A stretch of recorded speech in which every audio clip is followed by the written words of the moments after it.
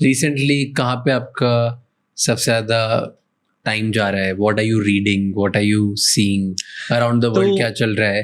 Can you see कि ये change of world order की जो बात कर रहे हैं, क्या ये होने वाला है? देखिए, मुझे लगता है अपने लाइफ टाइम में होगा। अब कब होगा, ये नहीं किस तरह से होगा, वो टाइमलाइन और क्वांटम जज करना मुश्किल है। जैसे मिडिल ईस्ट है, राइट? अब दो मेजर अगर चीजें इस साल के लिए अगर देखना है हमें, दो चीजें जिस पे नजर रखनी है, एक है मिडिल ईस्ट में क्या चल रहा है, दूसरा है यूएस के इलेक्शंस। क्योंकि यूएस इलेक्शंस में कौन जीतेगा उसके हिसाब से there could be repercussions, right? जैसे क्या, अगर दो, जैसे मैं एग्जांपल देता हूँ, पिछली बार अभी कौन दो कैंडिडेट्स हैं? हाँ, ट्रम्प कमला हैरिस, राइट? तो जैसे पिछली बार जब ट्रम्प जीते थे, मैं बताता हूँ आपको क्या हुआ था, मार्केट में क्या हुआ था।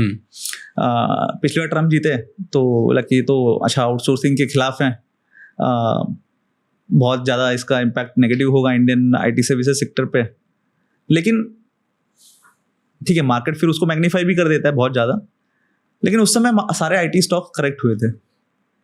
ठीक है, वो बाद में रिकवर भी हो गए, क्योंकि आज यूएस के लिए भी इतना इजी नहीं था कि सभी आईटी सर्विसेज कंपनीज जो काम कर रही है इंडिया में उनको ओवरनाइट रिप्लेस कर दें। ट्रू।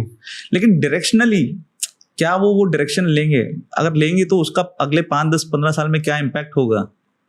तो ये चीज़ें हैं जो फिर बाद में अगर हमें डीप में अगर रिसर्च करना है। बट दिस ईयर तो people are saying Trump is very for India, not against, like this is relationship is and stands बहुत काफी डिफरेंट नजर आ रहा है, क्योंकि उसको इंडियन वोट्स भी काफी चाहिए। नहीं, ये तो देखिए डेमोक्रेट्स भी करते हैं, डेमोक्रेट्स को भी चाहिए होता है। तो पॉलिटिशियंस तो अपने हिसाब से वो प्रोपेगेंडा बिल्कुल करेंगे जब उनको वोट चाहिए।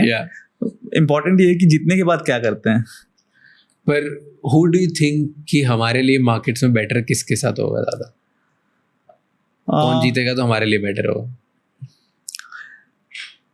देखिए, Trump has been pro market, he understands business, capitalism समझ में आता है। ठीक है, वो इलेक्शंस के लिए जो रिटोरिक करें, लेकिन he does understand business, he is from a business background.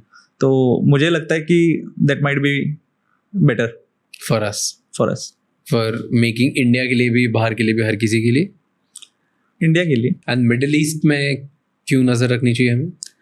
Middle east में जो देखिए क्राइसिस तो चल रही है पिछले 8-10 महीने से, जब से हमास का अटैक हुआ था तब से। अब रिसेंटली भी वापस जो उनके चीफ थे उनको असैसिनेट किया गया था रिसेंटली। अगर मिडिल ईस्ट पे इसलिए हमें नज़र रखनी चाहिए क्योंकि मिडिल ईस्ट का एक मेजर इम्पैक्ट होता है ऑयल प्राइजेस पे।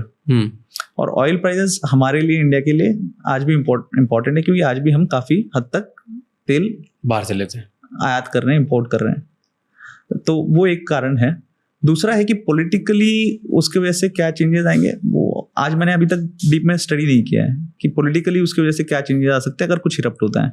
लेकिन हाँ, अगर कुछ ये ज़्यादा बढ़ता है मामला, जैसे अभी असैसिनेशन के बाद में कुछ और काउंटर अटैक्स होते हैं, या यूएस ने भी जैसे कुछ वॉरशिप्स भेजे हैं, कुछ ये एस्केलेट होता है, ईरान भी अगर आता है इसमें, तो उसका क्या इम्प्लीकेशंस हो सकता है वो फिर समझना पड़ेगा। थैंक यू सो मच ये क्लिप एंड तक देखने के लिए। अगर आपको और भी ऐसी क्लिप्स देखनी है तो राज शमानी क्लिप्स चैनल को सब्सक्राइब कर लीजिए।